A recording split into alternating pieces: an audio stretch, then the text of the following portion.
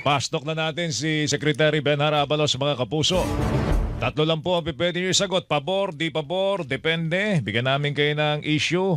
Yun pong tatlong yun ang pwede nyo. Pagka depende sagot nyo, konting panahon para kayo makapagpaliwanag. Ready na kayo, Mr. Secretary? Ayan, oh. Natatawa si Secretary. Eto, batas laban sa political dynasty. Well, Depende. depende po iyan, no? Kailangan i-define natin muna kung ano ba. Kasi kung sabihin ng konstitusyon, okay, dapat lang natin gawin. Pero anong ibig sabihin nito? First degree, second, and third, at pinakamagda, i-benchmark natin sa ibang bansa na may effective law on political dynasty. Pagsa sa publiko ng SALN, Yes, dapat lang. pabor. Pabor po, pabor, sorry. Pabor. Divorce.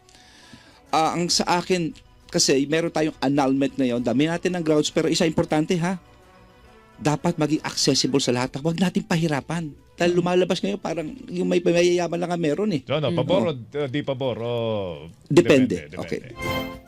Legalisasyon ng weteng. Well, alam mo, meron ng STL ngayon eh. Yun na yun eh. Yun na yun. Yun na yun eh. Inilegalize na through the STL eh. Hindi ba? Yeah. Legalisasyon ng medical marijuana. Alam nyo, para sa akin, meron na rin yan. Yung Dangerous Drug Act. Nakalagay po dyan, for critically ill patients, pwede kang bumili nitong mga gamot na ito. Pabor. Hindi, yun po sagot ko. Ay, Oo, meron. Depende. Meron na. Oo. ikaw na.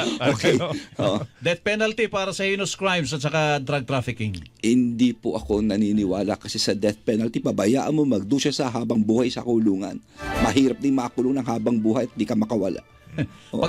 Pag-amyenda sa konstitusyon, Well, eto lang masasabi ko, no? Kung ating konstitusyon ay perpekto, wag natin baguhin. Pero kung tingin nyo dapat baguhin, no? Eto lang masasabi ko. Yung magbabago niyan dapat at dapat manumpalahat.